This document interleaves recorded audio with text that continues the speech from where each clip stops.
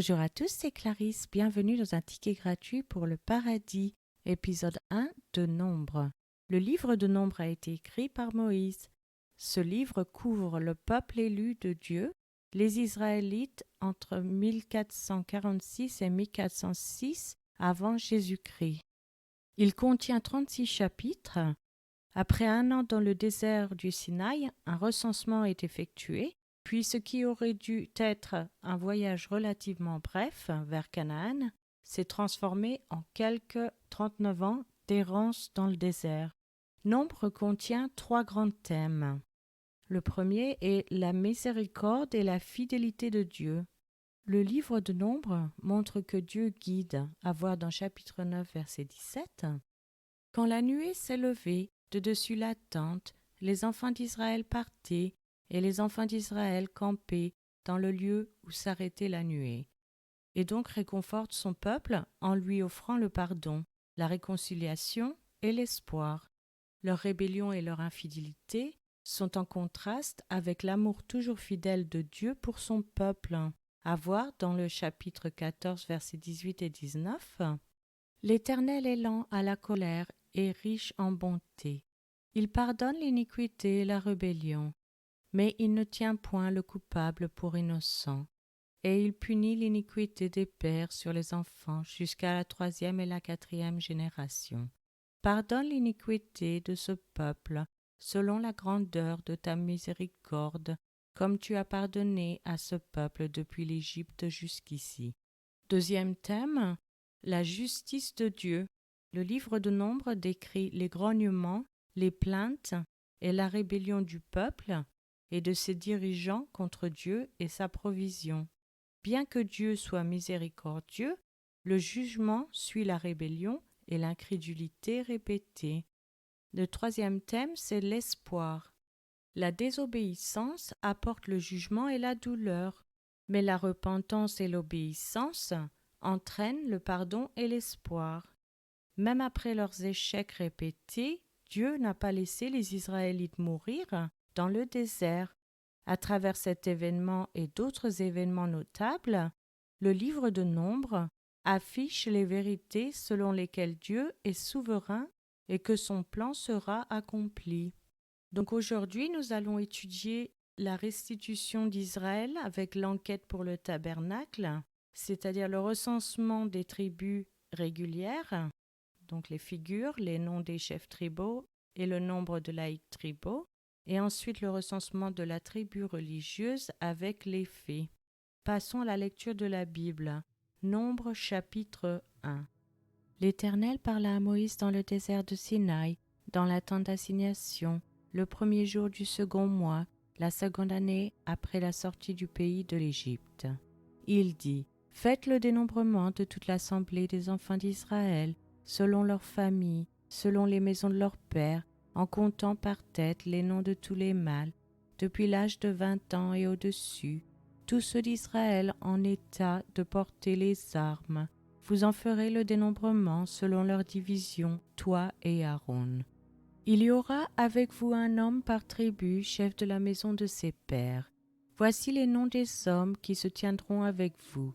Pour Ruben, Élitsur, fils de Chédéur, pour Siméon, Shelumiel, fils de Tsurishadaï, pour Juda, Nachshon, fils d'Aminadab, pour Issachar, Nethanaël, fils de Tsuar, pour Zabulon, Eliab, fils de Hélon, pour les fils de Joseph, pour Éphraïm, Élishama, fils d'Ammiud, pour Manassé, Gamliel, fils de Pédatsur, pour Benjamin, Abidan, fils de Gidéoni, pour Dan, Aïezer, fils d'Amishadaï, pour Aser, Pagiel, fils d'Ocran, pour Gad, Eliasaph, fils de Déuel, pour Nephtali, Aïra, fils d'Énan.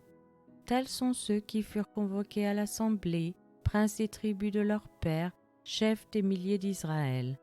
Moïse et Aaron prirent ces hommes qui avaient été désignés par leur nom, et ils convoquèrent toute l'assemblée le premier jour du second mois. on les enregistra selon leurs familles, selon les maisons de leurs pères, en comptant par tête les noms depuis l'âge de 20 ans et au-dessus. Moïse en fit le dénombrement dans le désert de Sinaï, comme l'Éternel le lui avait ordonné. On enregistra les fils de Ruben, premier-né d'Israël, selon leurs familles, selon les maisons de leurs pères, en comptant par tête les noms de tous les mâles, depuis l'âge de 20 ans et au-dessus, tous ceux en état de porter les armes. Les hommes de la tribu de Ruben, dont on fit le dénombrement, furent 46 500. On enregistra les fils de Siméon selon leurs familles, selon les maisons de leurs pères. On en fit le dénombrement en comptant par tête les noms de tous les mâles depuis l'âge de 20 ans et au-dessus, tous ceux en état de porter les armes. Les hommes de la tribu de Siméon dont on fit le dénombrement furent 59 300. On enregistra les fils de Gad selon leurs familles, selon les maisons de leurs pères, en comptant les noms depuis l'âge de 20 ans et au-dessus, tous ceux en état de porter les armes. Les hommes de la tribu de Gad, dont on fit le dénombrement, furent 45 650. On enregistra les fils de Juda, selon leurs familles, selon les maisons de leurs pères, en comptant les noms depuis l'âge de 20 ans et au-dessus, tous ceux en état de porter les armes. Les hommes de la tribu de Juda, dont on fit le dénombrement, furent 74 600. On enregistra les fils d'Issachar selon leurs familles, selon les maisons de leurs pères, en comptant les noms depuis l'âge de 20 ans et au-dessus, tous ceux en état de porter les armes. Les hommes de la tribu d'Issachar, dont on fit le dénombrement, furent 54 400. On enregistra les fils de Zabulon, selon leurs familles, selon les maisons de leurs pères, en comptant les noms depuis l'âge de 20 ans et au-dessus, tous ceux en état de porter les armes. Les hommes de la tribu de Zabulon, dont on fit le dénombrement, furent 57 400. On enregistra d'entre les fils de Joseph, les fils d'Éphraïm, selon leurs familles, selon les maisons de leurs pères, en comptant les noms depuis l'âge de 20 ans et au-dessus, tous ceux en état de porter les armes. Les hommes de la tribu d'Éphraïm, dont on fit le dénombrement, firent 40 500. On enregistra les fils de Manassé selon leurs familles, selon les maisons de leurs pères, en comptant les noms depuis l'âge de 20 ans et au-dessus, tous ceux en état de porter les armes. Les hommes de la tribu de Manassé, dont on fit le dénombrement, furent 32 200. On enregistra les fils de Benjamin selon leurs familles, selon les maisons de leurs pères, en comptant les noms depuis l'âge de 20 ans et au-dessus, tous ceux en état de porter les armes. Les hommes de la tribu de Benjamin, dont on fit le dénombrement, furent 35 400.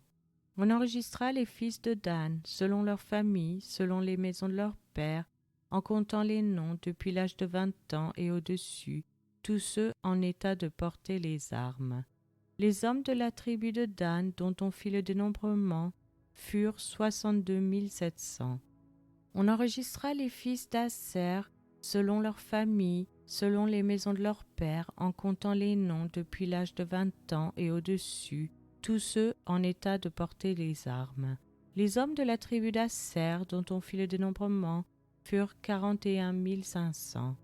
On enregistra les fils de Nephtali, selon leurs familles, selon les maisons de leurs pères, en comptant les noms depuis l'âge de 20 ans et au-dessus, tous ceux en état de porter les armes. Les hommes de la tribu de Nephtali, dont on fit le dénombrement, furent 53 400.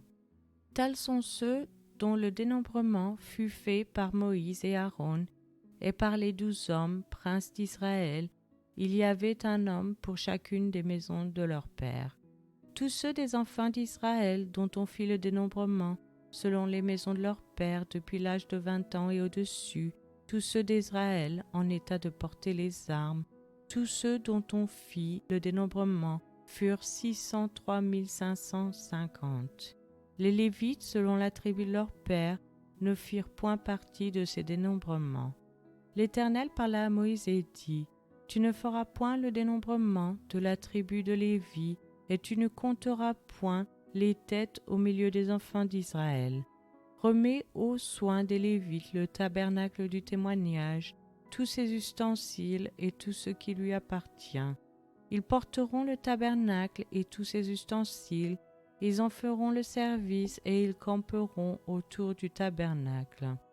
Quand le tabernacle partira, les Lévites le démonteront. Quand le tabernacle campera, les Lévites le dresseront, et l'étranger qui en approchera sera puni de mort. Les enfants d'Israël camperont chacun dans son camp, chacun près de sa bannière selon leur division.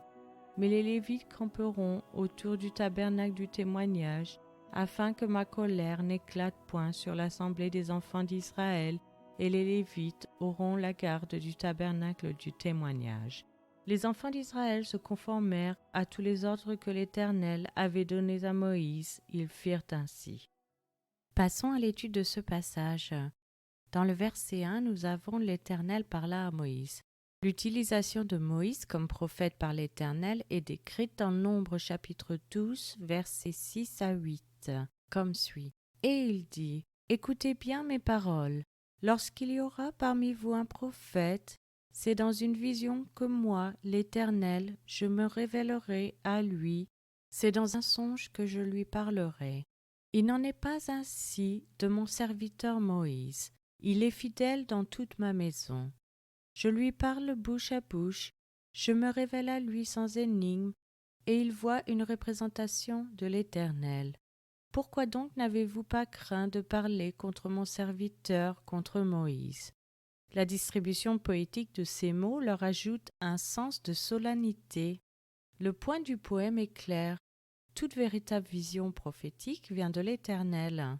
Mais dans le cas de Moïse, sa position et sa fidélité renforcent sa relation spéciale avec l'Éternel. Ensuite, nous avons le premier jour du second mois, la seconde année. 13 mois après l'Exode, Nombre commence. Israël avait passé l'année précédente dans la région du mont Sinaï à recevoir la loi et à ériger le tabernacle. Maintenant, le peuple devait être rassemblé en une force militaire pour une marche ordonnée.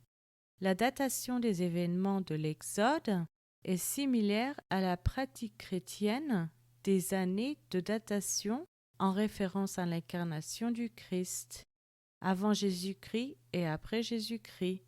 Pour un autre exemple, voir 1 Roi chapitre 6 verset 1, ce fut la 480e année, après la sortie des enfants d'Israël du pays d'Égypte, que Salomon bâtit la maison à l'Éternel, la 4e année de son règne sur Israël, au mois de Ziv, qui est le second mois. L'Exode était le grand acte de délivrance de Dieu de son peuple de l'esclavage. Versets 32 à 35. Parce que les descendants de Lévi ont été exclus du recensement, les descendants de Joseph sont répertoriés selon les familles de ses deux fils, Éphraïm et Manassé. De cette manière, le nombre tribal traditionnel de 12 est maintenu, et Joseph reçoit la double portion de l'héritier de rang que l'on peut comparer avec Genèse chapitre 49 versets 22 à 26, voire aussi Deutéronome chapitre 33 versets 13 à 17 où Moïse a inclus la bénédiction sur les deux tribus d'Éphraïm et de Manassé, les fils de Joseph, avec celle de Joseph lui-même. À voir aussi 2 Rois chapitre 2 verset 9. Lorsqu'ils eurent passé, Élie dit à Élisée, « Demande ce que tu veux que je fasse pour toi, avant que je sois enlevé d'avec toi. » Élisée répondit, « Qu'il y ait sur moi, je te prie, une double portion de ton esprit. » Élisée n'exprimait pas le désir d'un ministère 2 fois plus grand que celui d'Élie, mais il utilisait des termes dérivés de la loi sur l'héritage pour exprimer son désir de poursuivre le ministère d'Élie. La loi sur l'héritage attribuait une double part des biens d'un père au fils premier-né. Dans verset 47, nous avons « Les Lévites, selon la tribu de leur père, ne firent point partie de ce dénombrement. En raison de leurs tâches particulières, les Lévites ont été exclus de ce décompte militaire. Eux aussi devaient rendre service à l'Éternel, mais ils devaient être engagés dans les cérémonies et l'entretien du tabernacle. Dans les versets 50 et 53, nous avons témoignage. Les 10 commandements écrits sur des tablettes de pierre que l'on peut retrouver dans Exode chapitre 31 verset 18. Lorsque l'Éternel eut achevé de parler à Moïse sur la montagne de Sinaï, il lui donna les 2 tables de témoignage, tables de pierre, écrites du doigt de Dieu. Chapitre 32 verset 15. Moïse retourna et descendit de la montagne, les 2 tables du témoignage dans sa main. Les tables étaient écrites des 2 côtés, elles étaient écrites de l'un et de l'autre côté. Chapitre 34, verset 29. Moïse descendit de la montagne de Sinaï, ayant les 2 tables du témoignage dans sa main en descendant de la montagne, et il ne savait pas que la peau de son visage rayonnait, parce qu'il avait parlé avec l'Éternel. Donc ces 2 tablettes de pierre ont été placées dans l'arche. À voir dans Exode chapitre 25 verset 16. Tu mettras dans l'arche le témoignage que je te donnerai. Verset 21. Tu mettras le propitiatoire sur l'arche et tu mettras dans l'arche le témoignage que je te donnerai. Chapitre 40 verset 20. Il prit le témoignage et le plaça dans l'arche, il mit les barres à l'arche, et il posa le propitiatoire au-dessus de l'arche. Donc menant à l'expression l'arche du témoignage, que l'on retrouve aussi dans Exode chapitre 25 verset 22. C'est là que je me rencontrerai avec toi du haut du propitiatoire, entre les 2 chérubins placés sur l'arche du témoignage. Je te donnerai tous mes ordres pour les enfants d'Israël. Chapitre 26, versets 33 et verset 34. Tu mettras le voile au-dessus des agrafes, et c'est là, en dedans du voile, que tu feras entrer l'arche du témoignage. Le voile vous servira de séparation entre le lieu saint et le lieu très saint. Tu mettras le propitiatoire sur l'arche du témoignage dans le lieu très saint. Donc ici, la référence est aux 2 tables de la loi de l'Alliance. Le langage actuel anticipe les références ultérieures aux 2 tables du témoignage, qui ont donné leur nom à l'arche du témoignage, dans lequel ils ont été placés, les 2 tablettes sur lesquelles étaient gravés les 10 commandements, comme stipulation de base de l'alliance de Sinaï. Le mot hébreu pour témoignage est lié à un mot babylonien signifiant stipulation de l'alliance. Dans le verset 53, nous avons colère. Les Lévites ont formé une haie protectrice contre l'intrusion des non-Lévites pour les empêcher de subir la colère divine. C'est maintenant la fin de cet épisode. Je vous remercie à tous d'avoir écouté. Chaque épisode est publié le dimanche matin à 7h française. Je vous encourage à laisser un j'aime, à partager avec votre famille et vos amis. Vous pouvez me laisser un commentaire ou une question et je vous répondrai sans hésitation. Je vous souhaite une excellente journée. C'était Clarisse dans un ticket gratuit pour le paradis.